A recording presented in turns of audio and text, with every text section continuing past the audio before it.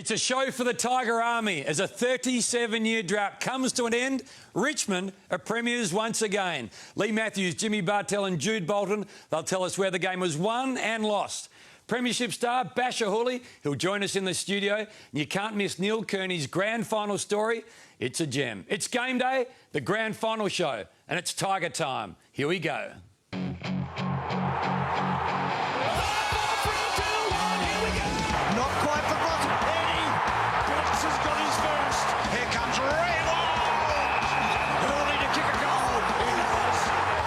Got it, and Dusty hooking. Oh, that's it. Tigers have gone home. First time in 37 years.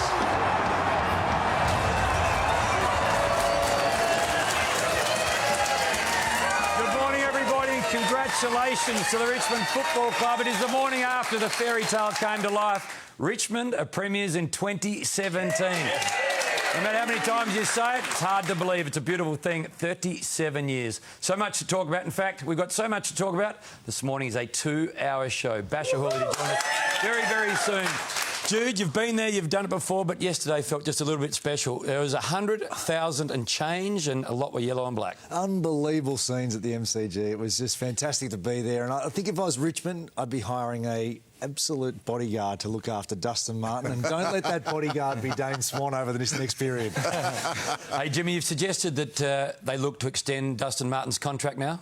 Yeah, get another 10 years on top of it just to pay for what he's done this year. What a brilliant year of football he's had. Unlike any others. We'll have a look at Dustin's year in isolation. Lethal, another grand final. Yeah. But the Tigers fans are still in Swan Street, Bridge Road, celebrating. Oh, they're really disappointed. They were in the alternate strip too, I bet you. Yeah. I mean, it was just fantastic. When the drought is broken by one of the really big Melbourne clubs, particularly, the unbridled joy is just compelling. Let's have a look at the result before we get to the celebrations. So in the end, it was 48 points, 16-12 to 8-12. Sloane got a couple in the first term, was quiet in the second half, but brilliant early. Tex, one or two late. Crouch, as he's done all year, got a lot of the football, but Dustin Martin with his 29 possessions just pipped Basher Hooley, who will be on the show this morning for the Norm Smith medal. But when the siren went, it is what you hope as a kid will happen. You run to your teammates, you cry, you celebrate, and the fans are in delirium. It's a great feeling, isn't it, Jimmy?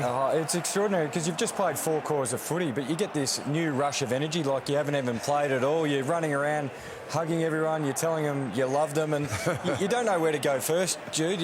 And you do love them, Jimmy. You love them. You've got a special bond, but you don't know who to get to first. Which part of the crowd do you run to? If you could bottle that feeling and just have a sip on it for the rest of your life, you would just be a very, very happy person. And Lee, at 48 points, you know you're home for a long time, but when the siren sounds, it's still like we've done it, as opposed to knowing it for a while. Well, that's right. You might sort of know. When they were 46 points in front, they were going to win about halfway through the last quarter, probably.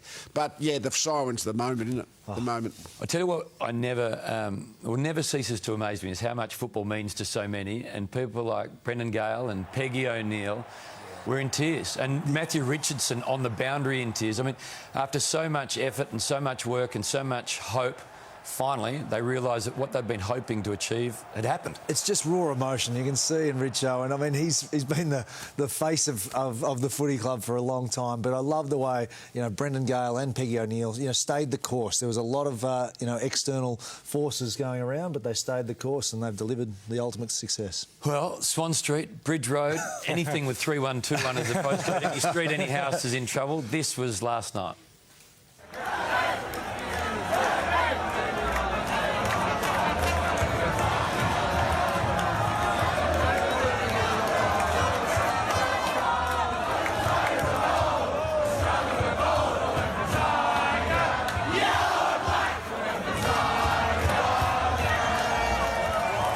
Understand is the crowd is bigger now at 10 in the morning. It's just been building all night. It's amazing when you think, because Punt Road is next door to the MCG, so all the overflowing Richmond supporters are at Punt Road, and then the Richmond suburbs next door to that, they just sort of overflow into the suburb. Fantastic. Well, they're picking up people left, right and centre as they're going. I don't even think they want to go celebrate, but they're getting looped in. But they could have 100,000 members seriously next year, because they've got, I think, 75,000 after that, you tend to sign a few more members. Steve-O, who we will have on later in the show, lives in Richmond. He got home and his whole house just had people in it he'd never met before. Hey, Dustin Martin's had a year like few others. He won the Norm Smith medal yesterday, just over Basher, who will come on. But the AFL MVP, the Lee Matthews Trophy, he's won the Brownlow medal, he's a premiership player and he's a Norm Smith medal. He's the 7th person to win the Brownlow and the Norm Smith in their career, but the first to do it in the 1 year. Well, Lee, you actually said that this was the best season that anyone's ever played, and now this is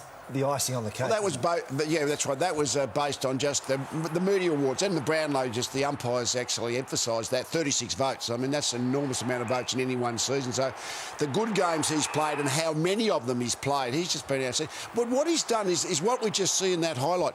He's in congestion. He draws opposition players to him, and he still gets the ball clear. Either he breaks into space himself because he's got enormous speed and acceleration, or he hand passes to the Richmond player in space. So, it's incredible. Valuable asset. What's the feeling like as a player, Lee? Your whole career's like that, where what you're thinking to do on the football field, you can just achieve. I know a lot of players, geez, I want to just body this player out, but you can't get it done. Yeah. Well, he's a unique specimen, isn't he? Because he is strong and he's got bulk, but he's got speed and agility. So his movement, I mean, he's a unique athlete all of a sudden, isn't he? Top it up with confidence, though. He's never been more confident. Now. Yeah, to carry that weight of expectation of the club, as well as the contract thing throughout the year, it just shows he's just made of the right stuff. Richmond's pressure all year has been remarkable, and it was on show again yesterday. Any time a Crow had the ball, he had about a millisecond to get rid of it. Well, not one, but 2 or 3 or 4 would hit you. Yeah, coaches always talk about if they were to hit the freeze frame button, do you have more players around the ball? And Richmond just constantly did that, not only in this game, but their whole final series. And what they forced Adelaide to do, Jude, was quick kick it, which they had their backline set up, with Rance, Vlosten, Grimes and Asprey, and they were just able to peel off. But they just coughed up the ball a lot, the Crows. Well, it's the swarming bees mentality, and then from there they planted that seed, and by the end of the game, Adelaide were actually giving it to people under pressure as well. It's like, you deal with it. I didn't want to deal with it. It's a sign of the times, because every team is trying to do that, to provide that kind of pressure. But they did it. How did Richmond do it? They've got all these small mediums. They just have got very little tall height. They got the ruckman. Rewald's pretty tall, but everyone else is agile and mobile. So I don't know whether... I reckon in the draft this year, if you're 195 centimetre plus, you're going to slip down about 20 spots. Well, it's a tough brand of footy to play week in, week out, but it's the brand of football that stands up in big games and finals. So you're going to probably have weeks over the course of the regular season where you're going to be a little bit flat because it's a high-energy game. Yeah. Don Pike took the Crows to the minor premiership. Major disappointment yesterday afternoon. He said it was a good year, bad day. I sit here proud of my team and what they've achieved, and today was disappointing, and that's what happens in sport. We had a bad day, we really did. I mean, if I look at it, all year I've been talking to you guys about our team and our even contribution, and today we didn't get it, and that's disappointing. Even contribution all year, but yesterday it was just a very poor performance. Yeah, you can do the coaching in hindsight. It's very easy to do that now after the game's sort of been run and played. And you look, the Tigers are absolutely fantastic, but you run through the what ifs, don't you, Lee? Maybe do we even up the numbers because of that spare back, to give us a contest, because we actually acknowledge Richmond are bringing a lot of pressure around the ball and give ourselves an even chance forward of the ball. But for the dominance of Jacobs around the stoppages, to lose the clearances but also get smashed in contested possession, it showed they weren't rounding up that loose off the back. It allowed Richmond to feed back and then go, and they were super impressive. But when you think it's a knockout competition after the first week of the finals, really, and they're the latest losers. So it's a bad game to have a bad game, as Don Pike said. And I looked at that game and I just thought that the whole team thing of Richmond just overwhelmed them. I didn't think, what do you do, put Taylor Walker to full back or something? I didn't think what are you going to do with the resources to change it around? What did you think when Hartigan wasn't on Dustin Martin inside forward 50? That is just pure bad luck, because Hartigan was on the interchange. This is late in the second quarter. Hartigan was on the interchange and Martin went forward, so, Luke Brown gets caught. But really, I get the what-if might have been, well, geez, I don't know, put Taylor on him or someone. But someone who's a bit more attuned to playing one-on-one in front of the goal square than maybe Luke Brown. And it was good awareness by the other Richmond forwards. I noticed as soon as Martin got that match-up, I know they normally leave him one out inside 50, but they got right out of the way. Yeah. Hey, Neil Kearney is a master storyteller. He's put together another gem this morning. You don't want to miss it. Nate Anderson, when he was 4, wrote a letter to the Richmond Footy Club. He's suffering leukaemia, and he just wanted a signed jumper. Jake King, this is back in 2014, heard of the story, flew to Perth, brought him back to Victoria and took him to a game. It's a great story yesterday, and you'll hear that a little bit later, but he got to go into the ground after Richo found him a couple of tickets, went with his old man, so that is still to come. Jack Revolt singing with the Killers, something you want to see. It was just extraordinary. Basher Hooley, he's in the pool room. Basher was outstanding yesterday. Finally, Basher Hooley, he's a premiership player, and Basher will join us next.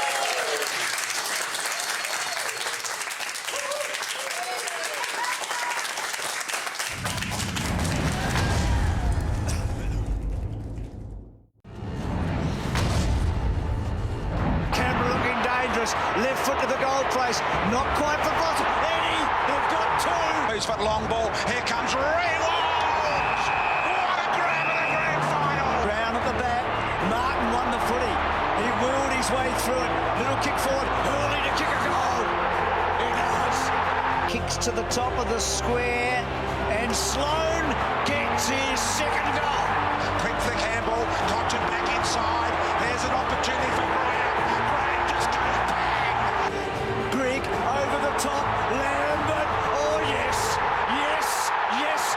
Lambert goes across. Didn't really have to. Do you know what? It's target time. That's what it is. Centering the ball. Martin front spot. Martin's got it. And Dusty hooking. Oh, that's it. Oh, The Tigers are going to win the premiership in 2017. The Tigers have got home for the first time in 37 years.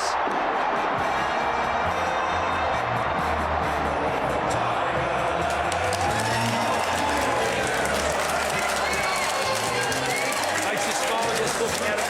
The nicest that's ever played the game. Woke up yesterday hoping that today he'd wake up a premiership player, and he has. Welcome and congratulations, Basher. Brilliant. Thanks, mate. Thanks for having me. Appreciate it. You woke up this morning without a hangover, being to bed at a reasonable hour, and you must have woken up thinking, did I dream that or was that real? Actually, just received a text before.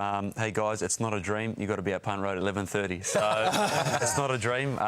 It's obviously it's come true, and you know, it's well deserved. I think it's a great team effort, and it's just been a solid year starting from pre-season. Just building great relationships with all the teammates, and you know, to I guess present a performance like that on the big stage, you know, last day of September was enormous, and credit to the boys. I know you've seen a little bit of it. You said you got home just before midnight after being out with the guys, watched the last half, the replay. We'll show you some celebrations now, but I mean, when you heard the siren, you grabbed Koch immediately and went to ground. Was it everything you hoped you would feel from this game at the highest point?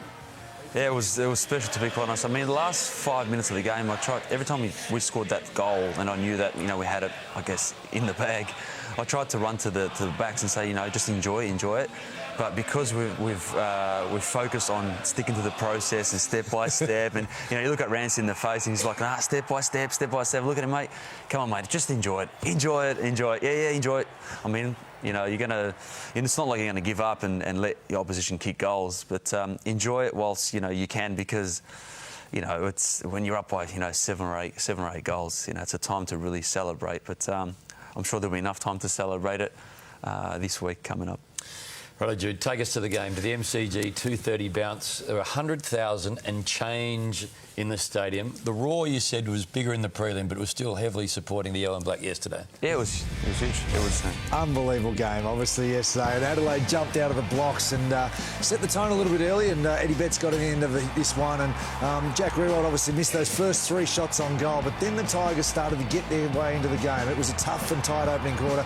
Basher was fantastic all yesterday, 694 metres going, really rebounding well. Rance was terrific, as well as Asprey. But it was the small forwards and midfielders who really put the enormous heat on the Adelaide Crows. They wound up the pressure. 1, 2, 3 tacklers in at one time. Here's Lambert, who was terrific on the day, getting on the end of it. And Dustin Martin was fantastic. Castagna here, just that ability to open his teammates into space. But the run and pressure, Adelaide just had no answers during that second and third term. And here was Prestia, who was wonderful, finishing off a great day. And the 3 things I learnt was the Tigers' relentless pressure just stifled any Crows run or ball ball movement. They were terrific all day. And number 2, Dimmer's youngsters just delivered big time. I thought Townsend was fantastic. Lambert and those types were just wonderful. And young Jack Graham won three goals in his 5th game of football. Unbelievable. That's unbelievable. And Dustin Martin, immortalised with his perfect 2017 season. This man has just gone to just another stratosphere. His ability to own a game and just dominate, but bring his teammates in. It's just something to behold, isn't it? It is. I mean, he's just he's an amazing individual, and it just goes to show that he's gained so much confidence as a person, as a player, and you know, we value him as a player, as a person. We love his loyalty. That, you know, obviously he's going to stay with us for a long, long time, probably much longer than what I'll be at the club for. But you know, he deserves everything that comes his way, and you know, to top it off with the Norm Smith, it was, you know, well deserved, and you know, we love him. Who was runner-up in the Norm Smith? I think Alex Rance was. No. Hang on. 10 votes. Dusty's third. About Dustin, because he's so powerful in the middle of congestion, when he gets the ball, do you start thinking, we're going to end up with this in space, so I can start moving to be on the offence? Well, a lot of times I'm in a position to receive the ball, but I never get it off him because he's just so smart and so confident with the football. But you know, you always, after he gets the ball and he probably bypasses you, you want to spray him. But the thing is, he just does something remarkable with it. So yeah, you're right. He just takes the game on and uses his confidence, his power, his agility, his speed, you know, and puts us in better position to score. So. Yeah, he's just an amazing individual, and just goes to show when you build so much confidence, you can go a long way. Basher, you spoke about being able to deliver as a team on the big stage, but yourself personally, you came second in the Norm Smith. Do you take great pride that you were able to deliver personally on the big stage? Yeah, I am happy to contribute, obviously, to I guess the premiership team, but you know, as an older player in the team, you know, it's a time to step up, and I thought, you know, why leave anything in the tank? This is an opportunity to use, I guess, you know, my strengths, and that is obviously offensively, running, power, kicking, and use it to my ability to put my team in good stead. And you know, the great thing about it is I was taking a few MOPs as well, which is something that once 80-centimetre player doesn't do as much, but.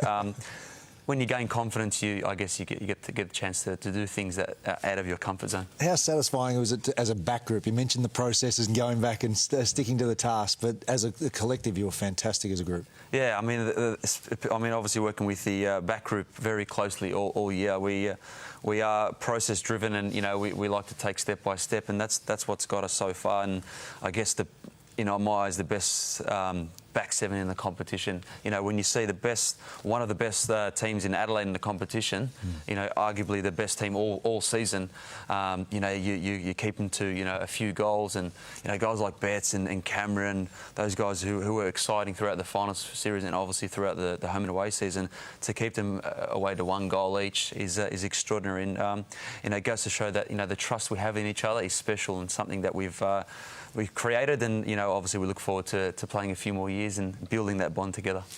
Nowhere to hide at the moment, Basher. The Telstra tracker just monitors every play. You can get it if you've got the official app on the Telstra mobile. 16.3 for Kane, 14.6 for you. What's the most you've covered in a game with the GPS? I think this year was 15.6, but I reckon back in the days it was a little bit more. But obviously the rotations these days is limits you a little bit. But if you look at the GPS results now, it's more about high-speed running in sprint zone, whereas back in the day it was just more about covering Ks. So, you know, you have your 4 or 5 or 6 minutes of hard efforts and then you come off. So the kilometres, I guess, has come down a little bit, but to cover 14, 15, 16 kilometres a game is, you know, it takes a lot of heart and work ethic to get there. Particularly with the wind resistance with the beer. You probably get 18 or 19 Ks done. Well, I'm going a little bit thin up top, so I had a nice trim the day before, but I've groomed it really well this morning as well. Now, you built the team and the defensive pressure, obviously, which we're all admiring, and Alex Rance, anyone in defence is dependent on the ball upfield coming in long and high. And if it comes in long and high, Asprey and Rance have been fantastic. But the development of actually the group of players that enables the upfield pressure to be like you've got to almost not have height and have run instead. The great thing about Alex, obviously, he's the general of the back line. He's the communicator and sees the play really, really well. But what makes things easier for us as the backline group is the pressure up forward. You know, when you got guys like, you know, Castagna, Butler, Rioli putting pressure, you know, allows us to play in front and play aggressive, and allows us to take those, you know, mop-up marks. So, you know, whilst it looks good when we're, you know, obviously taking those marks and playing aggressive, credit goes to those guys who are applying that pressure up forward.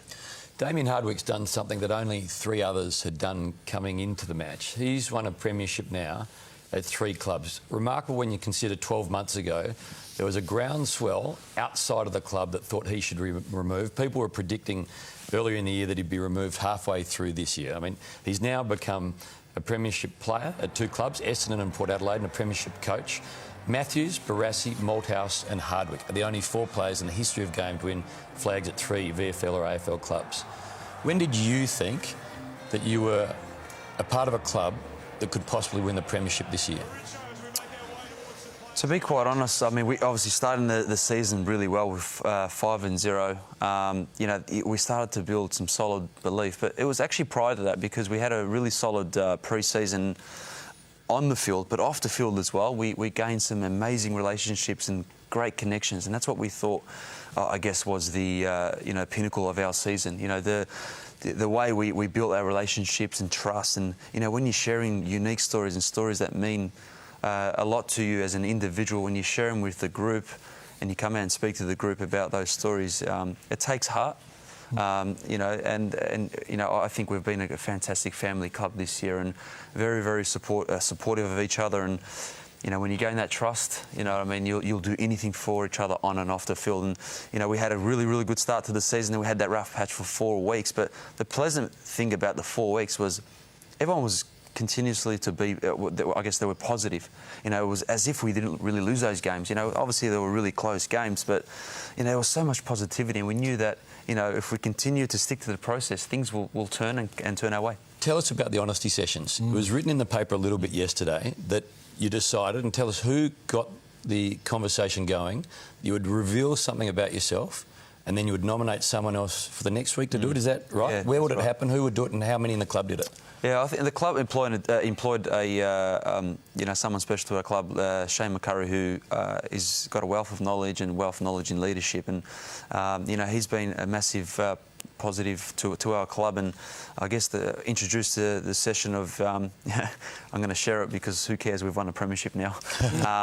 But you know, 3 things, you know, your hardship, your heroes of your life, and I guess your highlight of your life as well. So imagine it get pretty emotional at times. It was very, very emotional for a lot of the players, and you know, it was hard for every player to get up and I guess speak about those 3 key things. It was very, very emotional, a lot of joy, and it's, you know, it's courageous. The way I look at it, it's very, very, very courageous to stand up in front of the playing group. I was one of the later ones. I didn't have. I wasn't very emotional, but what I was emotional about was when I shared the story of, I guess, the birth of my first daughter, and I guess appreciated the value women play in society. And you always go back to your mother. You know, I mean, always, you know, those hard years that she put in, and you know, you don't realise it as a young kid growing up, but until you become a parent, that's when you realise the true value that they play in society. And you know, I love my mum for that. And every individual should love their parents for that. And, you know, I love your mum and dad. You asked all the players, did you not, to ring their mother and tell them if they're still alive that you love them? Yeah, I did, and I really meant that. I actually really meant that because when my daughter was born, you know, I barely even used to kiss mum on the cheek and say thank you for anything, because I thought it was one thing that they had to do. But that was a time where I saw, I guess, what my wife went through, you know, the delivery process. And that was very, very emotional, absolutely emotional. Mum was in there and she was in tears. My mother-in-law was in there and she was in tears. And I actually went down and kissed her feet, to be quite honest, kissed her feet. And it's something that our religion teaches us to, I guess, obey their feet. And if you want to attain paradise in hereafter, you know, obey their feet and, I guess, kiss their feet. And I never really knew what that really meant until actually I experienced that delivery process. And ever since then, every time I see mum and dad, I kiss them on the forehead and kiss them on the hand, and you know, I thank them for everything they've done for me, and they're special.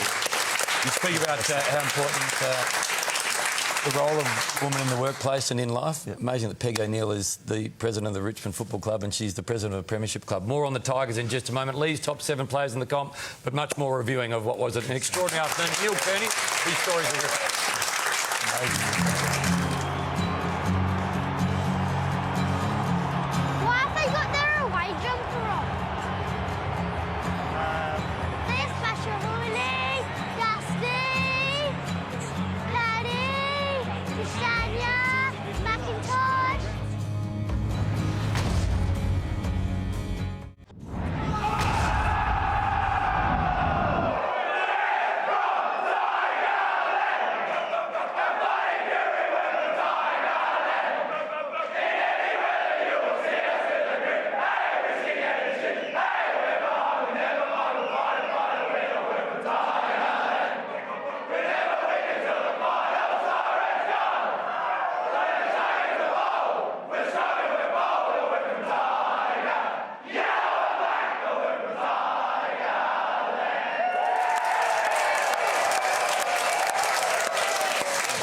How great is that, Basher? I can see you smiling again and again.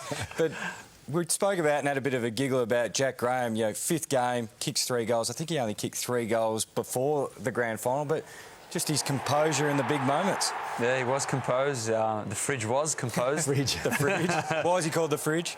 I actually don't know. But, actually, I'll tell you why. He's just so thick all round. So, built like a fridge. Bit like a fridge, yeah. We were having a look at this. There's argument from Jack's end to say, I'm the biggest crowd-pulling entertainer in the history of AFL football. His average crowd is 78,000. The game's easy. He hasn't lost. The game's easy, isn't it? 104-point win is how he starts his career, and he's 5 games in, he's won a flag. Yeah, obviously special for a young kid. I mean, when you look at, obviously Fridge achieving that, you go back to the stories of Joel Selwood, winning 3 premierships and, he's exciting year in his first year as well. So, but obviously Fridge, 5 games, a premiership player, he's made history and I'm sure he's got many, many more games to go. And Basher, one other Jack who wears his heart on his sleeve, Jack Riewoldt, he was fantastic yesterday. I mean, just some of these huge pack marks, but the emotion that this man brings to the game as well as the team. Yeah, you're right. His emotions is second to none. And you can see always in the look in his eyes. And the great thing about Jack, he probably hasn't kicked as many goals this year, but what he does is he creates a contest, and that's what you need when you've got a smaller forward line. Mm-hmm. He just gets a hand in when he hasn't got the right to. So, and we respect that, and we value that as a team. And when the outside world don't see goals next to Jack Riewoldt, what we see is he's a team player, and we value that most.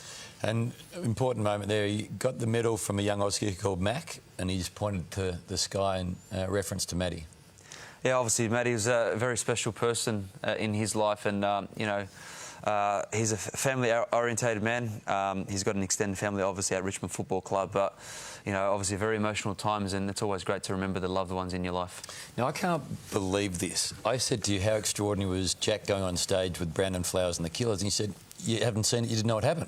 No, I didn't. Obviously, I was the last one to come out of the change rooms when we obviously had the time on stage, but.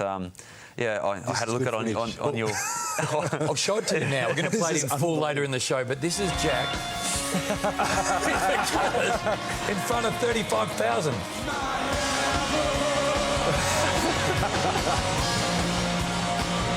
Ken own the stage.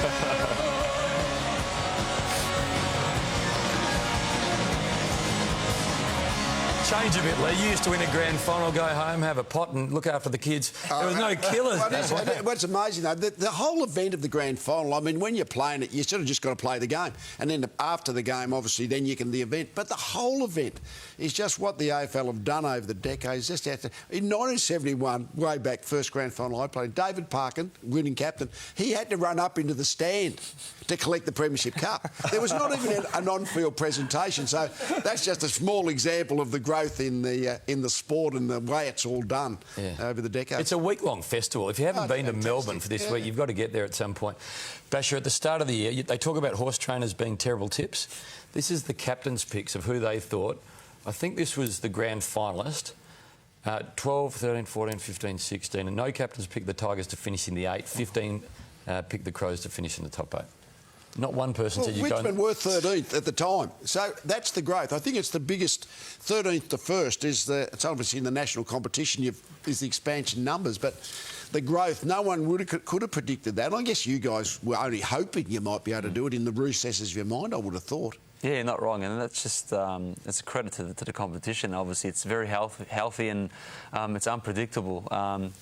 It's great for the AFL to obviously have many competing teams, and obviously finishing 13th last year, and then obviously this year winning the grand final, which is extraordinary. I think was it Collingwood that finished 13th this year? So we expect a premiership. Get a few votes next year. The congratulations have come from everywhere. How many texts have you got over this period? Like, just turn on your phone. From Siren. What are we talking? The great thing is I've replied to, I think, all. Wow. For those who are listening that haven't received a text, I will reply back. Have you got one from Malcolm Turnbull yet? I got two. I did actually got one from Malcolm before the game with another follow-up, and then after the game with another follow-up as well. So good old promise. What did you reply back to, Mr Prime Minister? I'm too busy. Just get the next grant ready. Always. That's a top a text from the Prime Minister. No, that's the top. That wins. Yeah. Much was made of the Crows and their big power stance at the anthem. Of course, you guys would have been aware of it. Was it spoken about during the week, or is it just all about us? It wasn't spoken about during the week. It was actually spoken about just before we actually went, or just before we left the rooms. And we said to stick to the process, stick to what works for us, stick to what works for you as an individual. Okay, and this is a time, I guess, we practice mindfulness. It's a time where to really focus on what makes you a great player, and I guess the strengths you got to bring to the game. And to be honest, I didn't really look up at all, and a majority of the players didn't look up, and we just controlled. Oh, so no eyeballing. There wasn't any even just in the change rooms going, if they do that, we'll try and eyeball them or anything like that? I think if you worry what they're going to present, then I guess you're not in the right mindset. Yeah. So that's why I said just stick to what works for us, and that's what the boys did. Bash, you spoke about mindfulness. I've been told there's been a lot of yoga, like for hours at a time. Is that right this year at Richmond? Yeah, not yoga. It's just more so we've just had a good opportunity to speak to many people at the club, and I guess to work on techniques of what works in terms of relaxing you, and I guess getting you in the zone, and times where it's the pressure's on, how to take in a deep breath, breathe out. Whether it's off field or on. Off field, you practice it off field, yep, so you can implement it on field. Right. And it's worked for the majority of the players, to be quite honest. There's times where you need to take a massive breather and really focus on what makes you that A-grade player. Right. So yeah. Basher, 3 recruits: Dion Prestia, Toby Nankervis, Josh Caddy. They were having massive impact this year, haven't they? They have.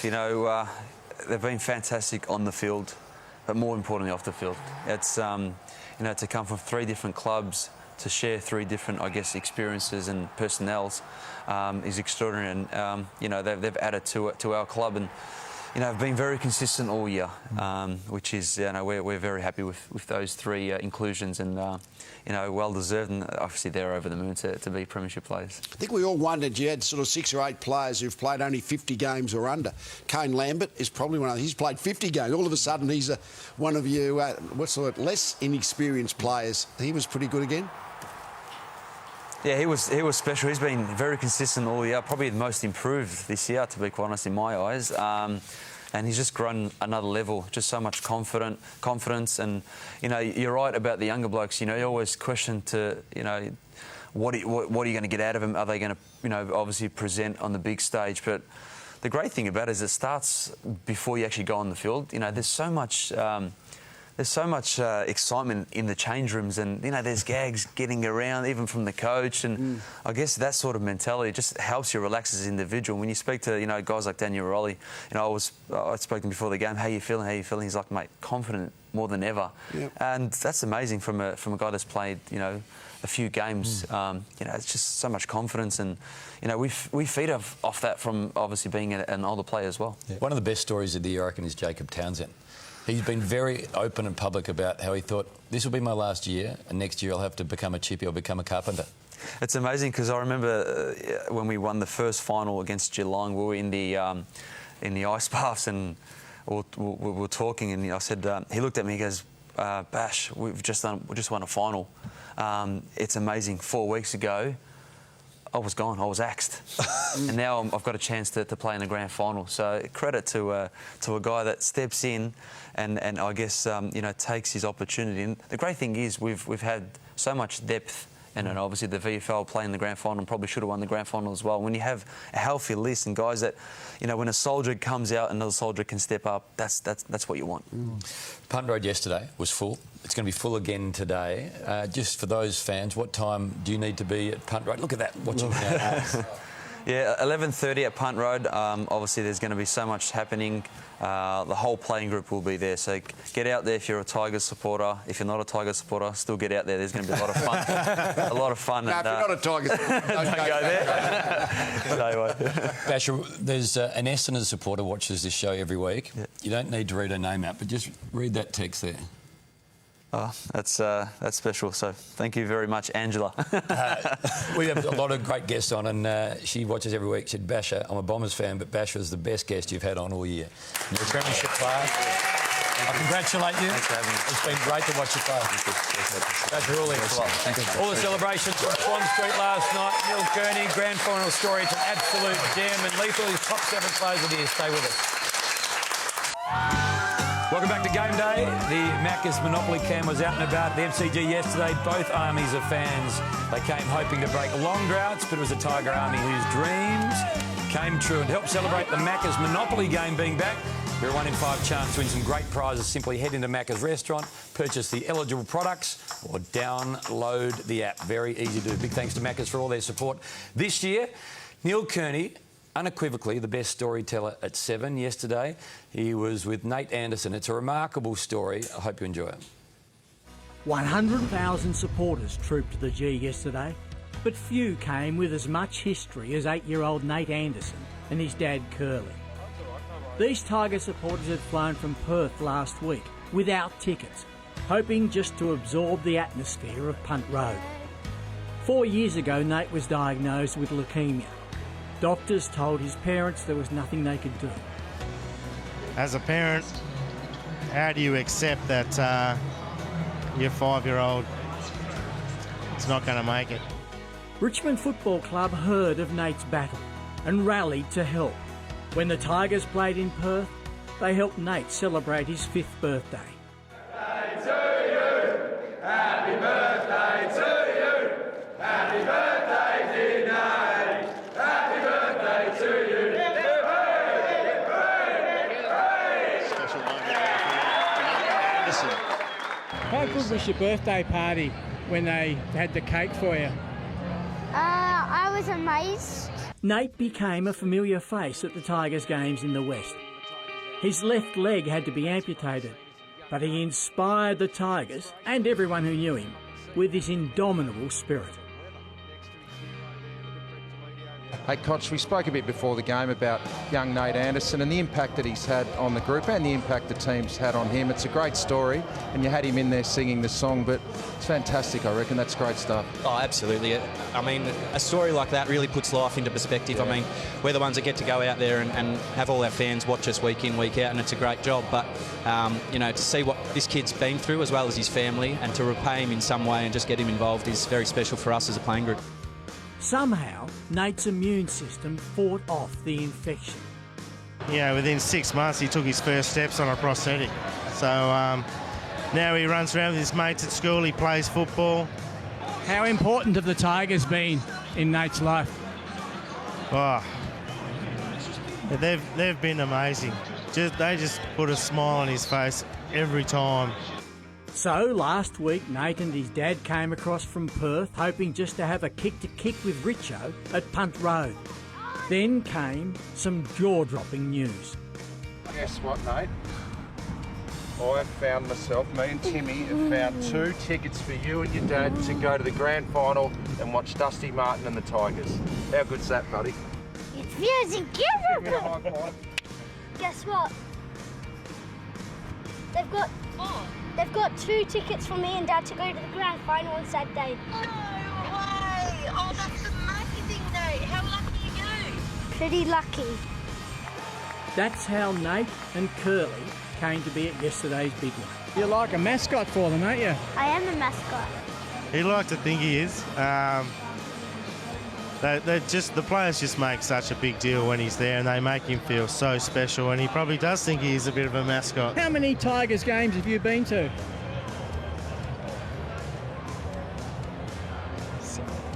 Plus there's 7. 7. And how many of those have the Tigers won?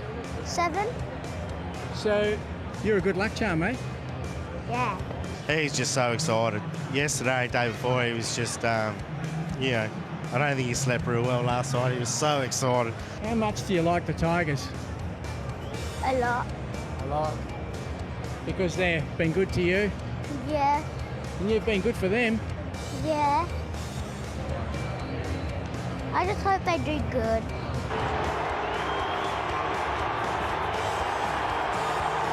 Why have they got their away jumper on? There's Special Willie, Dusty, Paddy, Tishania, Macintosh. It really is an exciting time. A young fan watching his first grand final. Nate even fancies himself as a caller. Prestia on the... Oh, Caddy, good tackle.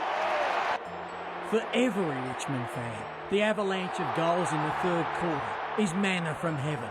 For Nate, well, he's on cloud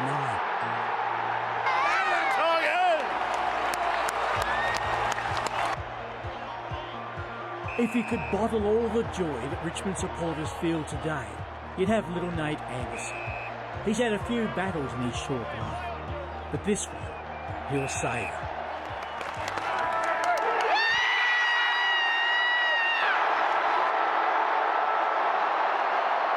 How excited are you, mate? Really? Really? I think he'll remember this for the rest of his life. I hope so. Well, I will. I'll remind him of it. He won't need reminding. To the final, Sovereigns go! Tiger of old, we're strong and we're bold, with the Tiger. Yellow and black, with the Tiger.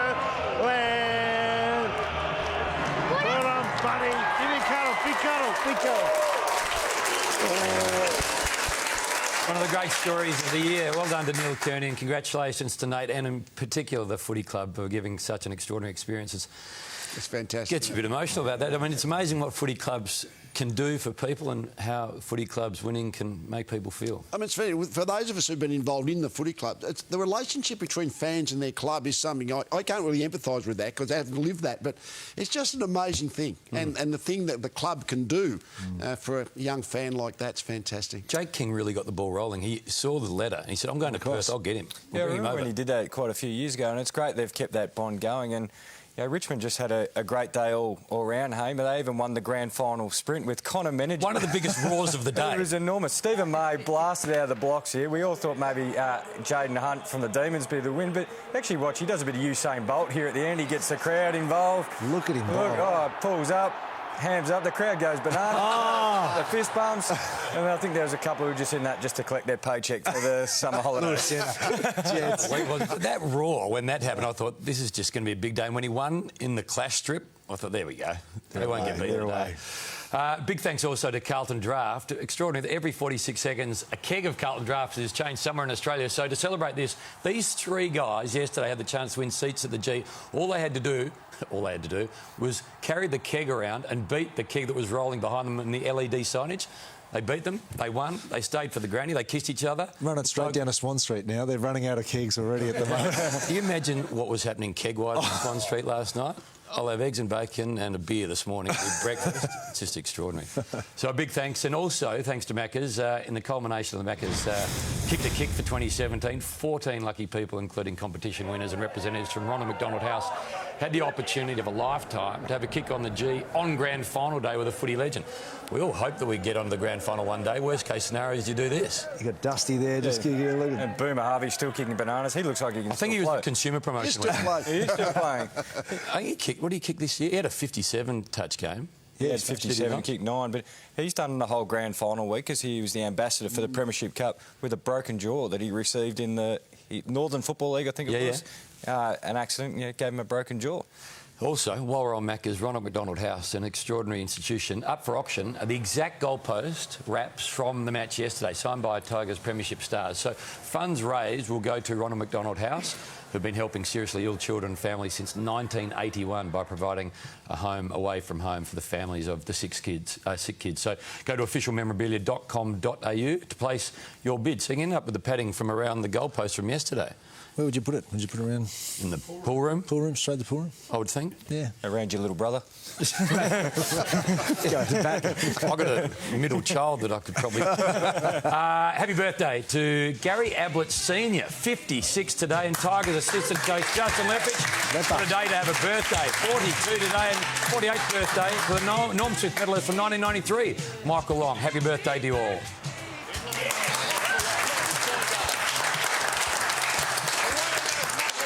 He presented me with my Norm Smith. Still going. 30 metres out. Oh, what play. It may have been touched on the line.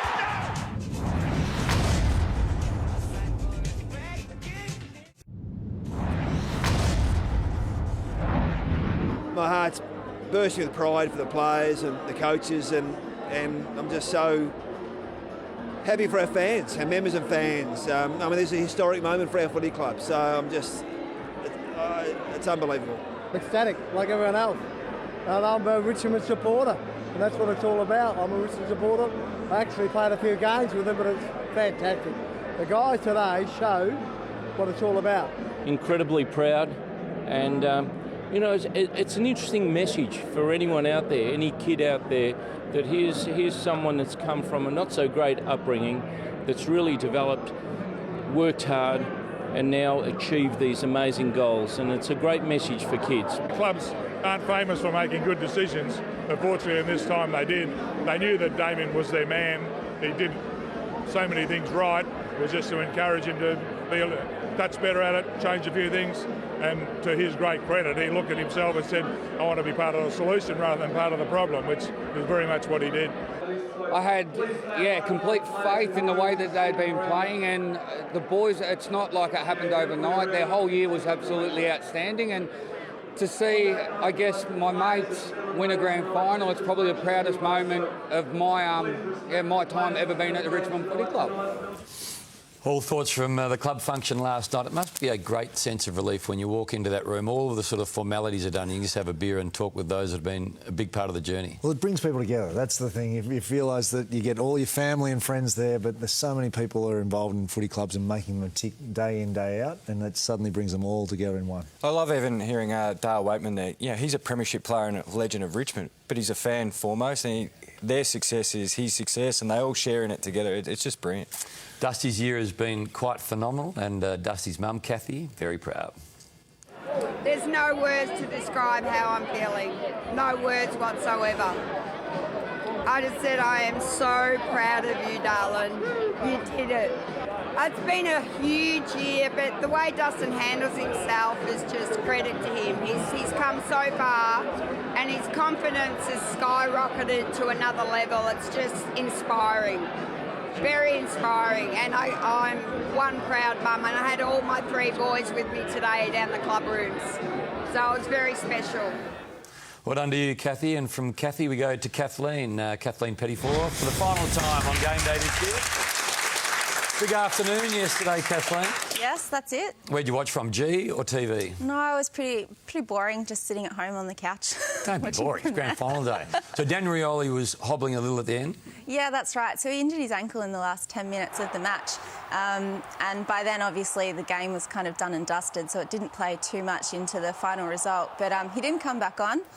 When he was up getting his medal, we saw him on crutches at the end of the match. And just looking at his mechanism, I think it looks a little bit like a high ankle sprain to me. So, look, they'll pop him in a moon boot if they need to, or give him some crutches and let him do his celebrating over the next couple of days. And if they need to get a scan, they can. But they've got 8 to 10 weeks to sort that injury out for him. And a player the Crows would have loved to have out there, Brodie Smith, did his ACL in the qualifying final. Is there any chance he could play next season?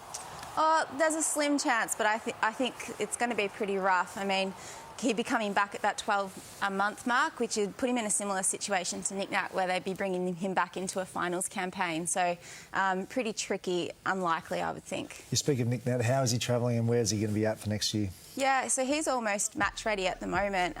He was pretty stiff, I think, to not actually get up to play finals. So, look, the good thing for him is he'll have a break now. He'll come back. He'll be able to do a full pre-season, which will put him, you know, in a great position to then have a really big 2018. And I think we'll see him back playing in the JLT series and definitely back for round 1. Interesting to hear him say yesterday, if they played one more final, he would have played.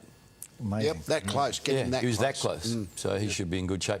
Off-season injuries concern me, Kathleen. We've had dogs and frisbees and all sorts of things. Stevie J hurt his thumb reaching into a bag last year. Scotty Thompson, back injury. This is extraordinary. Slipped in his dog's vomit. Jeremy Howe, I'm not sure of this one, but is said to have hurt his finger injuring playing frisbee. And Christian Petrarca, this is true, broke his toe playing in a basketball game. So what we thought is we're not sure what the players are doing, but diagnose these for us now. OK, Kathleen. The first is a cycling injury. If any of the players are thinking of doing some cycling, how long do you think they'll be out for if they do this? That's at least 4 to 6 weeks and very unhappy medical staff. OK, a lot of trying to do extra weights. There's a couple of shoulders and a back injury, I think. OK, and this one in the blue, third, coming around the corner. Now, as a female, I do not know how this feels. By the reactions of you guys, I can imagine it's quite painful. I would think that's a season. Good. That's season. Yeah, season. Hey, Kathleen, it's been a joy to have you on every Sunday. Thank you so much for being a part of Game Day this year. Thank you, Hamish. It's been great. We're going to head out to Punt Road for Tigers celebrations the morning after the Premiership was won. The latest trade news with Steve-O, and can't wait for Winks running next week on 7 at Flemington.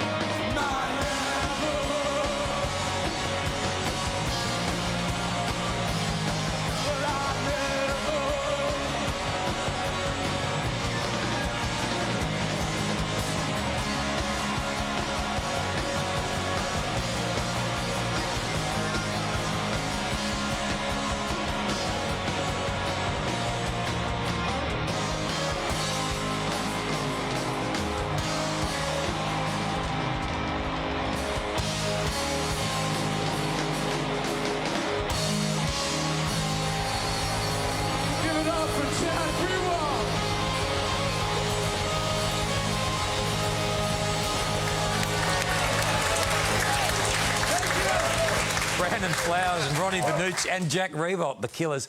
You think the footballers get their moments to be a rock star, and that's what it would have felt like walking the lap of honour. Jack obviously got a bit of a taste for it, wanted to go again. He owned that stage, though, but just the fact that he snuck out and... So just explain it. It's on the southern side. Tigers are on the member side. So he heard them, went up the race, walked across behind the stage, yeah. and then went up the stairs and went... Brandon Flowers goes, grab a mic. Straight in. In the space of a couple of hours, he's lived probably all these dreams. He's won a premiership, kicked a goal in the grand final, and got thanked by Brandon Flowers, probably his favourite band, The Killers. And so Bash has got a text from Malcolm Turnbull. I think he got a couple of texts from Bono and Bruce Springsteen. Right, Lethal. Start of the year, we ask you to do the top 7 players that you would grab. I think it's on the basis of forming a team and sort of starting a team. Is that sort of how it works? We're going to go from 7 or 1, but I start with 1 and get into 7. We'll do last year first. Yeah. Or start of the year, sorry. Okay, we have actually killed a few of the played in the grand final, but actually last year, Franklin, Rance, Dangerfield, Kennedy, Selwood, Rampy, Cyril, they're all different types of players. That's the point. It's not just the best 7. But do you do it on the basis you need a couple of mids, a forward and a back? Is that how you do it? The first 7 I picked, if I was in the schoolyard looking at all the players, who's the first 7 you pick and in what order? And you can't pick yourself? But now we're going to start with number 7. Now this is my second defender, the rebounding defender type player. I went for Rory Laird on this one. You could have gone to Jerry McGovern as a taller version, or Sam Doherty, I guess, who plays a similar size role to Rory Laird. But just you're looking the at ability, that dangerous interceptor. The intercept mark, the bloke who can run and carry out of defence. So I thought I went for 7 for him. You might have another couple of candidates. Oh no, I reckon he's been fantastic, all Australian. But your small forward, this is an interesting one. Well, I went for Eddie Betts. I thought, I don't think it's been his absolute best years, particularly the second half of his year, to be honest. But he's still, I think, the bloke you'd probably pick first to be the goal kicker, the pressurer, the best all-round small forward. Cyril Rioli's been that type, obviously, but Cyril's been injured for much of the year. So I went for Eddie Betts as my first choice in this category. Toby Green would have been the other one that I would have thought about in that category of player. Then you went a tough inside midfielder? Well, it was almost the third midfielder, which we'll work out why it's third later on. And I went for Rory Sloane, just the all-round midfielder, the kind of the guy who can get it inside and the guy who can get it outside as well. And I think Rory's influence, the whole influence on the contest, I went for him. And the next guy's a lock in nearly everyone's team, Alex Rance. Yeah, well, he's the best big defender, no doubt about that. I mean, he's been outstanding. So number 4, I went for Rance. Where does he sit for you, Lee, in terms of defenders the last 20 or 30 years? Is he in the conversation? There's never been a better one. Never? Well, never that. I mean, the trouble is, see, the modern players are better than the previous generations because they're just better. Yeah, they're better prepared, they're fitter, stronger, quicker, more athletic.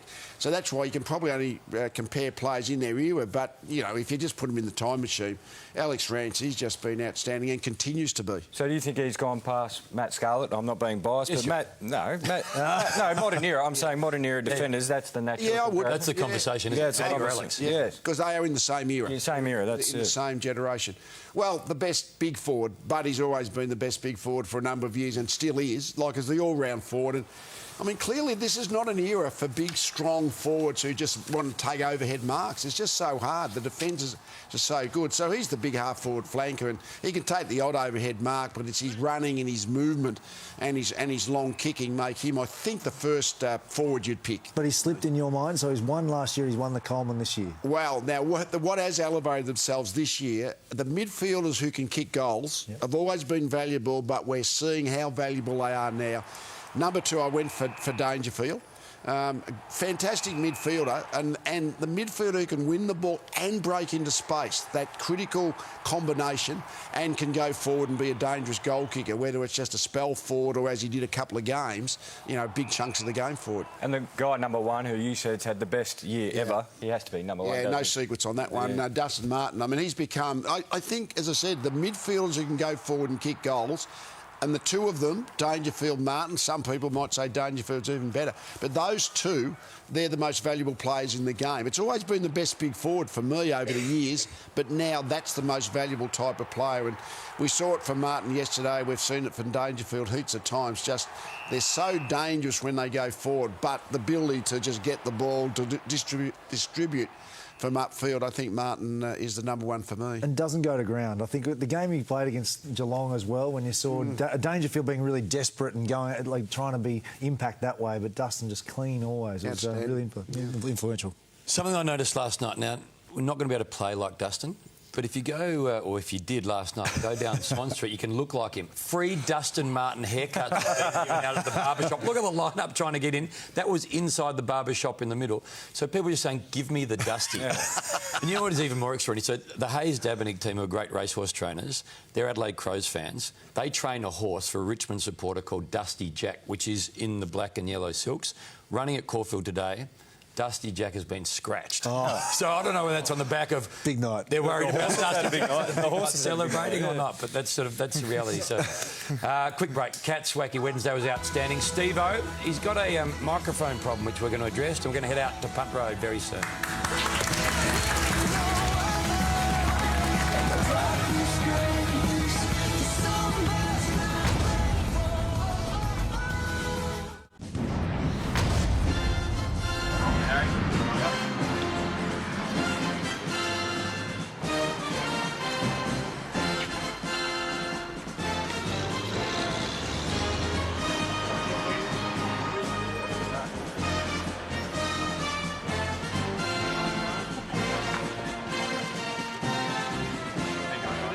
operation, mate? Tell us about it. No, I just got a bad haircut, mate.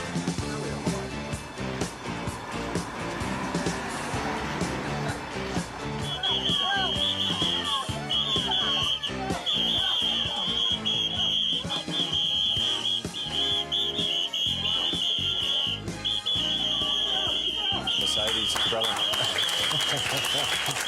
Chappelle and Mercedes. Mark Blitzarv's outstanding. Mac Horton. That was an actual Olympic gold medal. So Claire Mitchell-Taverner, the former hockey roux, lent her gold medal to Mark Blitzarv's. But there was a double up there. They had two hand specialists. So what happens there? So that's a massive fine at Mad Monday. So part of the fun of it is you don't tell anyone. So it's a surprise to everyone from Geelong when they walk in. So whoever gets their first sort of wins... No, it's judged who actually does it better. If you go really cheap and don't put enough effort in, you get punished. George Holland-Smith went to some effort. Yeah, he does. He's a little bit left of centre. He came as Ellen last year. He's got the perfect haircut. He looks a bit like Ellen, so... He goes a little bit left field, George. Outstanding from the Cats. Again, they are the benchmark setters. Steve-O welcomes us. I assume, Steve, at this point, you think the Dogs are officially out? Officially out, so no longer reigning Premier. Yep. Congratulations to Richmond and whoever was ringing on my doorbell. At 2 a.m, thanks a lot for that. My doorbell kept ringing, but I wasn't coming downstairs to see who it was. But it was just mayhem on the streets. I walked home down Swan Street last night and we've got some fresh vision that's just come in. Look at this. The sea of people here is just extraordinary. They're singing the song all night long and it was just magnificent. When you came in this morning, what did it look like?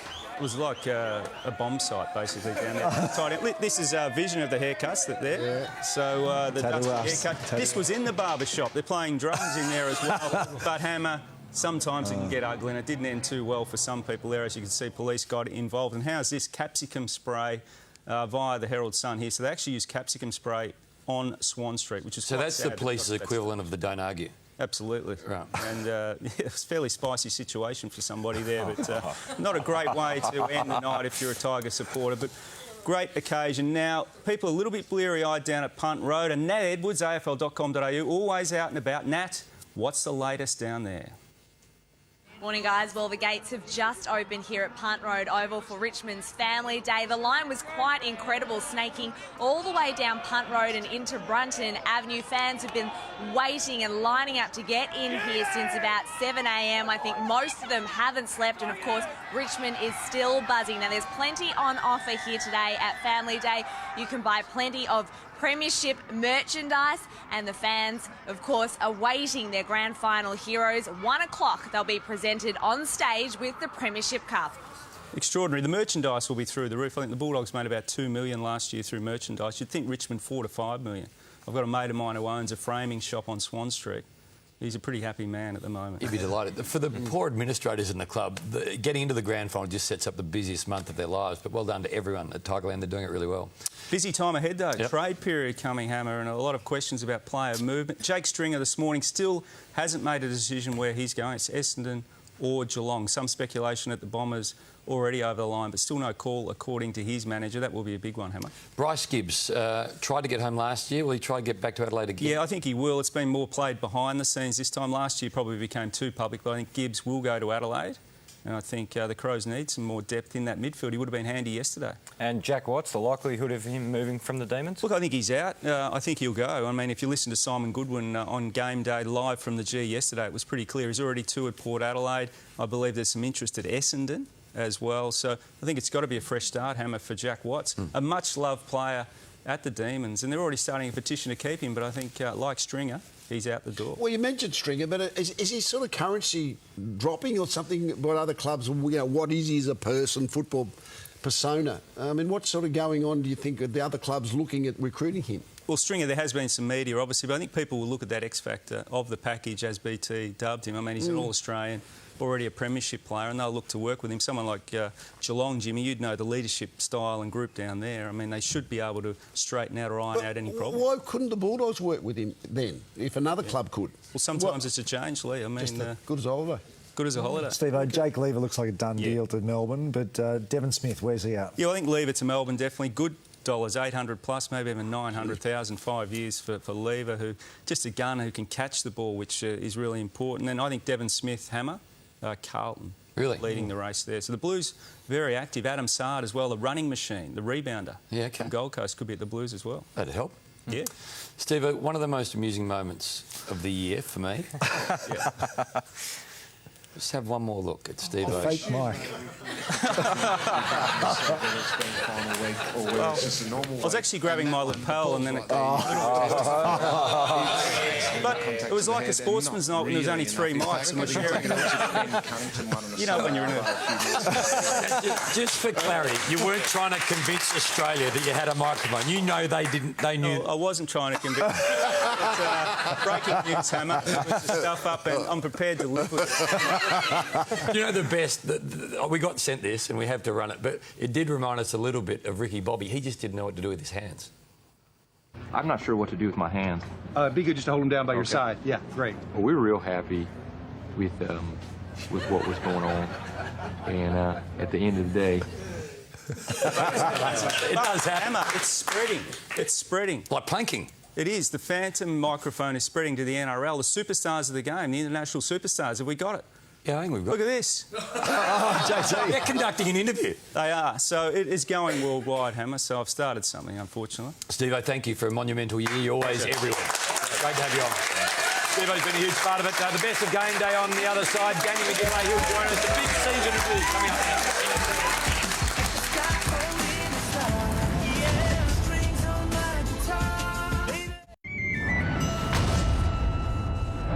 Grand final morning 2017. Don't jump up and down. Hey, that's not enough for Lingy and I. I've got the little ones. The 1-4. It's a bit early. What's next? Just getting around till the bounce.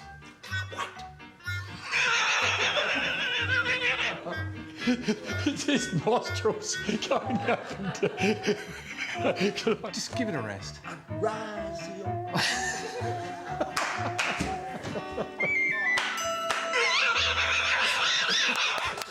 You've got to keep me down, mate. I tell you what, Hammer, your laugh in there. Muttley. Or a hyena with emphysema. That's okay. We were filming that Heinz commercial. We were in Spotswood and they said it'll be an hour. It was 5.5 hours because there was so many muck-ups. Anyway, big thanks to Heinz. Well done to Bristol for calling his first granny on free-to-air. I don't know where we're going, to be honest with you. What are we doing? Lethal, we're going to ask you just questions from the year that's been and going forward. Ready to start? I'm on the grill. You're on the grill. Okay. Hodgie going to Brisbane. Great move or not sure? A good move for Brisbane. They're a really young team. He's really close with Chris Fagan, so a young team having an on-field coach to support the leadership core, I think is good. Yeah. So, yeah. How far should my Cats go to nail Gary Ablett, getting back to the Cats? The investment can't be too big, I wouldn't have thought. He's a 33-year-old, so you can't invest too much because you're only going to get a year or two out of him. But he's actually, he could elevate them to be a premiership side next year, so maybe he should just think for the present. Has anyone ever had as good a year as Dusty? No, I've already said no one has. Well, did you have one, mate? Let's just have a look at maybe 1977, one game less, just under on disposals. Now, the goals. Yeah. Almost 2.5 to 1. Brownlow votes when you do it like for like 2 less. Yeah, because there was 2 umpires who both voted, so you halved them, so I didn't get the Brownlow. No, he's had an outstanding year, so I don't think we need to go back to the past to compare. Okay. Well, you asked me to put it in, so... Lethal, is it time for a Twilight Grand Final? I don't think it's essential. 2:30 is fine, but it wouldn't worry me if it went to 4:30. I mean, I don't think it's a big issue for me. That's the way I look at it. And you're big on the rules? Big rule change for next year, if you had your way? Just protect the ball carrier more. I mean, it's not a rule change because the rules are already there. If it's high contact, pay a high contact free kick. This thing that the player contributed to being hard to tackle and therefore he got a high contact free kick, I'm against that big time. Lethal, should the Lions let Josh Shackey go? No, well, the same principle. Everybody, I guess, is tradable for the right price, but not unless the price is big. Otherwise, you've just got to keep persevering with those young tools. Although the game's not exactly going in the direction of the young tools, is it, in terms of the value within a team? Yeah. You had a very good colt called Sizzling, won a group race. Yes. Can Snitzcraft give you the same joy this spring? I doubt it, but Snitzcraft, yes, Yes, we used to know we got interested in the horse, odd horse, Hamish. We loved the and it won last week, so it's one we got some hope for, but I don't know whether it's good enough to do anything in the spring carnival. You said when Sizzling won, it was the best feeling you've had since you won a flag. Yeah, when it went across the line. And I thought it got beaten and won by about half head. He was a great, fantastic buzz. That's why people actually get into the racehorses, because it gives you a little bit of a buzz, a bit like, you know, the grand final buzz, just for just might only be for a minute or two, but yeah. Right, good luck with Snitzcraft. The Spring Racing Carnival all on 7. Danny McGinlay on the other side. A special dose of quick hands. But right now, here's Christian Jansen from sportsbet.com.au. Thanks, Hamish. You know, 364 days till the grand final now. So why don't we check out the 2018 odds? You'd think Richmond would be favourites. No, they're on the 4th line of betting. We've got Adelaide and GWS up top, just ahead of the Sydney Swans. But it's the Spring Carnival now, and you know, this year you can actually cancel your bet during the race. It's called the fold. If you're not happy with the way your horse is going, just fold your bet. Congratulations again to all the Tigers fans. Hope you're celebrating. All the best for the off-season. But anyone having a bet, please remember to gamble responsibly.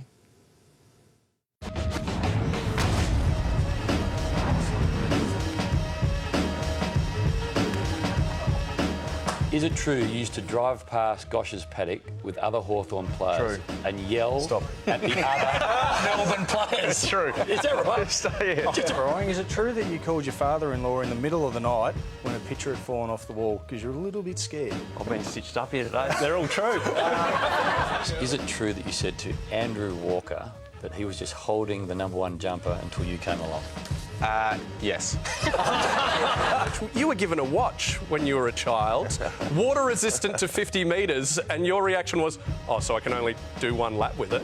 I was very young. Yeah, with it, is it true that you've captured some of your finest footy trip moments by some tattoos on your bottom? That is true. I say eyebrow. I say, look at mine. Is it true you purr like a cat when you sleep? That'd have to come from my wife, wouldn't it? Now, I've heard you refuse to change the toilet roll at home. Really? Confirm or deny? No, I always change the toilet roll. That's some bad mail you got there. For clarification, the toilet roll was from your wife. Was it? Yep. Oh, see, she complains about everything. Well done to Joey Montagna, had a great career. And well done to the team in the production office that come up with all the quick hands. We'll get to Danny McGinlay in just a moment, but I tell you, when you feel old is when you just mention a player or a movie and the players of today say, what are you talking about? I mentioned Sean Wren not so long ago. That's what Sean Wren did. Look remarkable with 52 on his back. No idea who Sean Wren is. Makes us feel old and lethal, doesn't it? Oh, yeah, I'm only 42. I felt 72 after asking that question. Legend of the game, too. Legend of the game. That's a bit of a shame for Sean. He's probably watching in today. Yeah, he's a macadamia farmer now near Byron. It is, yeah. He is. I saw 1997, a doco watching it the other night. Well done to Tommy Chadwick on that. Best tricks, best things from the year. Where are we going? Top 3 trick shots this year. Starts with Jack Silvani from the race. Puts this one through. A fantastic effort from way back. This is Steph Curry, really, from way out. Number 2, we know how tricky Sammy Mitchell is. He just does this all the time. In the warm-ups, just clean as a whistle. But this is unbelievable from Daisy Thomas. Deviates. At the SCG, and it actually just twists in. Fantastic trick shot. Yeah, but prior to one of our Sunday soapbox blockbuster programs, Jimmy was on with us, and we thought, Jimmy, have a crack from the boundary line. Oh, look at that. Suit on left. That was the most nervous kick I've ever taken. You did your hammy then. It was tight, hammy. I think it was maybe the suit pants were a bit tight. Yeah. Now, Haim, we've found some footage also of the Swiss tricks that you were just practising in the background. We just went through and found some footage of this. Let's have a look. How much left foot, inside out, in loafers? Give you 100 grand. US. We'll do that again. No daylight.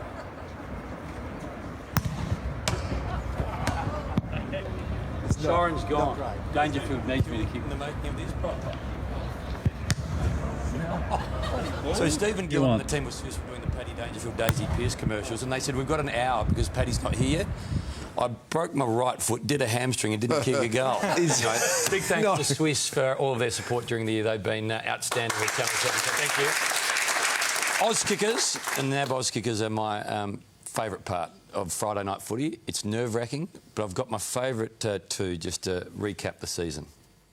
If you won the $5,000, what would you spend it on? $1,000 on football cards, 2 bottles of Chloe perfume for Mum, 20 packets of football cards for Jock, Harvey's and Richmond merchandise. We're the pride of South Australia, we're the mighty Adelaide Cruz. It gets nice and deep, doesn't he? And well done to Zara. She was the odds kicker of the year on Thursday night. $5,000 gets Joel Selwood's number for a year, but I'm sure she'll keep it for a lifetime. Was she the one who sang The Eye of the Tiger? Yeah, she did Katy Perry Raw. Oh, Raw, sorry, Raw, yeah. Yeah, exactly right. Yeah. Jack Revolt on stage was good yesterday, the sort of the ultimate Oz kicker. This was with Mac Tangles, he called himself. Congratulations, you're a legend. He's the same little fella that you had on talking about what he was going to do with all that money? He was the same guy, Matt Carell. He calls himself Tangles, one, because he got curly hair, but secondly, he got him tangled up in a fishing line one day.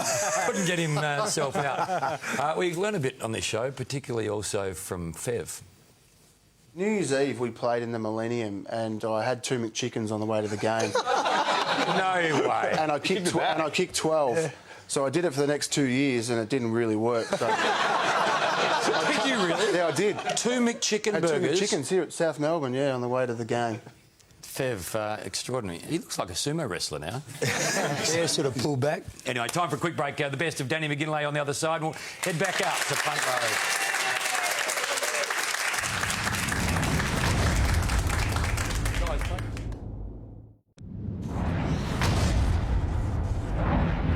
G'day, Danny. Hey. Water? Sure. Haven't earned it. Even the bannerman's got to keep his skills sharp. So I've been, making banners around the house for my family. Not all were received that well. Welcome to Match Review Panel, everybody's favourite Monday night game show. Hello, welcome to the football programme. I'm Terence McGillicuddy. With me as always is 3-time Premiership champion for the Fitzroy Gorillas, Percy Parrott. Much obliged, old boy. If you want to be real Port Adelaide fans, you've got to look like Port Adelaide fans. Let's see it, boys. Yes. Oh, perfect. Yes, really good. Really good. I'm very happy with that. Look at that. Yes. All right. Do what I showed you. On or off the field, every decision they make is questioned. Incorrect disposal. What are you talking about? Recycling bin right there, mate. No genuine attempt. No, yeah, right. It's a bin. What are you on about? What are you talking about? No, come on. Call it hipsteria, and it's affecting the Eagles players' biomolecular structure. Now, it doesn't affect the Dockers players because they're from Fremantle, which is the hipster capital of Western Australia. Because his eagle broke his ribs. That wasn't part of... mate of yours, is he? Tough luck, Danny. That's 1 week suspension. Well, I had a lot of fun playing, Ollie. Ah, that's the spirit. We'll see you all again next week on Match Review Panel. Next.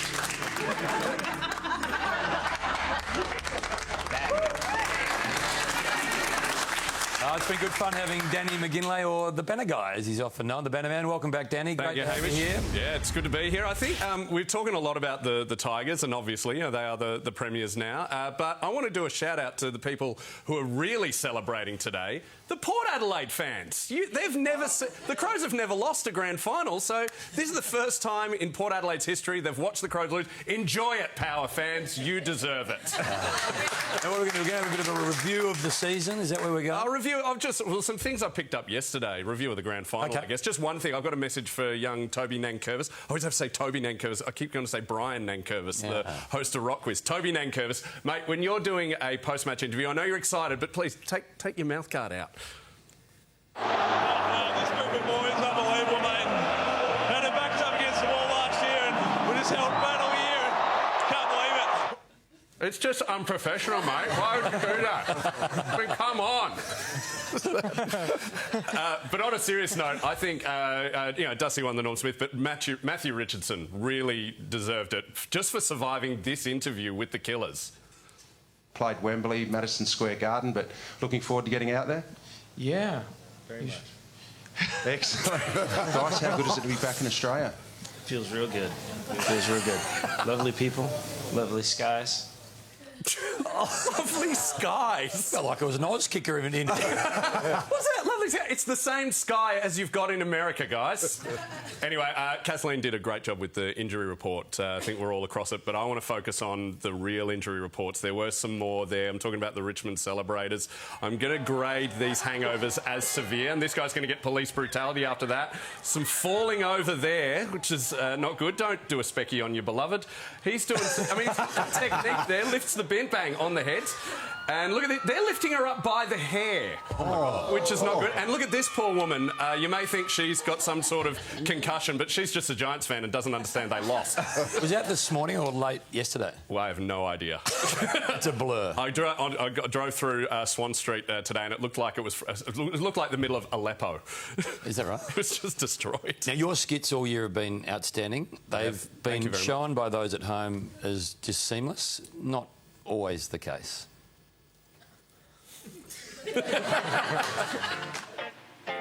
Hello, welcome to the football programme. I broke my pipe. Don't you hate that? Bad dog.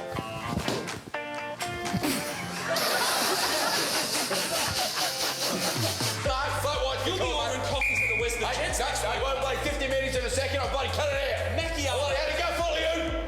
I had to go for. So it's 85% my fault. I didn't say that, but yes. Basically, when the Eagles players come over to Melbourne, Bloody cut it out. I bloody had to go for. I bloody had to... Theme rounds, absolutely killing it. What are you on? We got some great new recruits, and they had Banners. Sinker thinking. Sinker. Missed. Bad dog. You tinted the nose.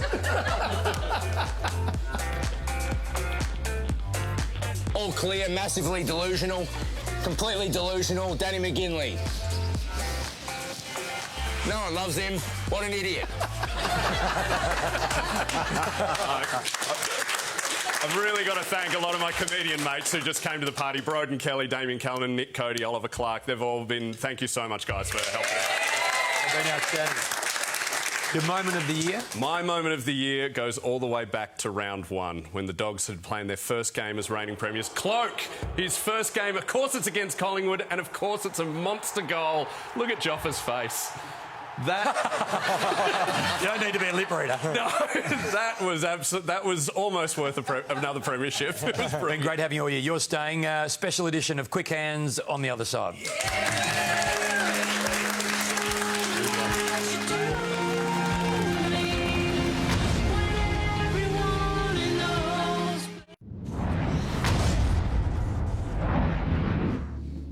Thanks for bringing him in, Bevo. G'day, Danny. Hey. Water? Sure. Haven't earned it. You know I'm here doing an internal review into the club crisis. Crisis? We've only lost 2 matches. That's what they said at the Demons. Mate, in my assessment, 85% of the problems here at the club impinge on one thing. What do you reckon that one thing is? Inaccurate kicking? Banners. Banners? Did you see the Giants banner on the weekend, Danny? Yeah, something about perseverance. AFL focus groups gave us a name, but sheer perseverance gives us a game. It's not bad, is it, Danny? Leave out the draft concessions. Danny, do you remember when you used to write good banners? Last season? I still write good banners. Funny banners, 16 wins. This year, 4 funny banners, 4 wins. What's our win-loss ratio here at the club, Danny? 4-2. 4-2. What's going wrong, Danny? Think back to round 4. We won. Oh, did we? What was on the banner? It was Cloak's 250th. Exactly. He got injured.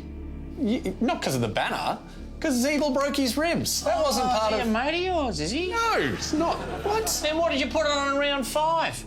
Put Bob's 300. Murphy, how could you endanger him like that? What, for his 300? He was lucky he made it through the game, Danny. No more milestone games. That's it. No more milestone. No more green on the wedge. It's gone. Really? All right? We're going to look at the winning things. The theme rounds. They're killing for us. This is... You need to think of more themes, yeah? That's not up to me. That's the AFL. Sibling round. Pets round. You got to think outside the box, and you can't rest on your laurels from last season.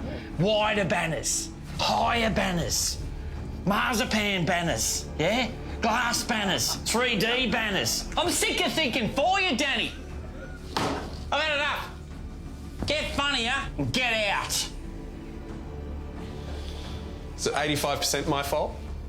Yes. Who's the other 15%? None of your business. Okay. Between me and Bevo. All right. Next. Bad dog. The best skit of the year from Danny and the team. Damien Callanan was outstanding in that. He was brilliant, and I want to give a shout out to Damien Callanan. He is filming a movie over summer about a country football team called The Merger. Check it out next year. It's going to be amazing. Well done to you. Let's go back to Punt Road. Nat Edwards is there, and Nat's with the Chief of Richmond. I woke up this morning and it's real. It really happened, and yeah, I think satisfaction, obviously relief, but mostly pride, and I'm just proud for our fans because I know what it means to them, and that's why we do what we do. Can you take us through the emotion while you were watching that game, and I guess when you knew that you'd finally won? I think you probably think we're hard to beat, half time, three-quarter time, but I think when Butler kicked that goal, you just sort of release and you think we can't be beaten, we're home, and it just all became a bit too much for me. I had my family and my mother over as well, and I had Peggy next to me. I don't know, catharsis, relief. I don't know. It's an emotional game. Get down to Punt Road if you're a Richmond fan. It is an emotional game, Lethal. You can't really ever forget that. It's entertainment and a recreation and a bottom line. I mean, I always say to people yesterday morning, remember, it's only a game if you lose. As if you lose. And the sun will come up today too. They're the losers lament things. Righto, time for some quick hands amongst each other. Dan, is it true neither your dad or your son support the Bulldogs? Yeah, that's right. My dad is from Glasgow. He goes for Celtic, and he arrived in Australia. He bought a beer. A guy said, "What team do you go for?" He goes, "Pay for my beer, I'll go for your team." And he has gone for Carlton ever since. And my son, halfway through the finals last year, told me, he was 2 years old, he said, "I don't like Bulldogs." I said, "Who do you go for?" And he goes, "The Dinosaurs." So he's stuck with them. He's very loyal. Okay. Lethal, it's a long off-season, but is this what your summer looks like? Yeah, the big bash. I might be the odd big bash in the Gabba. Nice. And Jude, for you, is it true last week you were caught in your garden, watering the garden, but just talking to the neighbours and nothing but your jocks? My wife has stitched me up here. Lynette, yes, I was caught out the front. I just thought I'd just water some of the garden. I was just sitting in my undies and... you were using neighbours, a boat, right? Yeah, neighbours, yes. OK, cool. I'm just checking. Neighbours just arrived in and I just thought they were going in and then they came over for a good chat and I'm just sitting there and Lynette came in and said, "That's unacceptable. You've just got to get inside." So, bad moment. Now, Jimmy, is it true you won't eat anything? Sausages, souvlaki, nothing with sauce? No, I hate sauce and I think it's silly. If you like sauce so much, why don't you just put a plate of sauce? I have a big argument with Cameron Ling on this and my souvlaki before every game, no sauce. So weird. Hamish, what was the new game that you and your brothers played where you came in black and blue, to your mother's horror, involving a chaff bag, corrugated iron and a motorbike? It's amazing we actually used to do this. We used to have a rope that went on a piece of galvanised iron and Gil and I would drive, the other would sit on it and see how long he could stay on, and then when you'd come off, the thing would fly around. It was lucky it just didn't go through your neck. But, Mum, we're good, Gillen's OK, and I've told my kids they're not allowed to play the same game. I hope you've enjoyed the shot home. Jude, thanks for being a big part of the year. Thank you very much. Jimmy, Steve, always great to see you. Danny, thanks for your contribution. It's been enormous. It's been a great season, and footy, it's a privilege to broadcast it. But on behalf of everyone at 7, thanks for watching at home. And from a personal note, the team at Game Day, to Matty Gray and Dean Holland and Tara and Frank and all the guys that cut the tapes, to Budgie, to the cameramen, to the wardrobe, to the makeup team, thank you for making the show absolutely easy from our end. Enjoy the summer. We'll be back next year. Bye for now.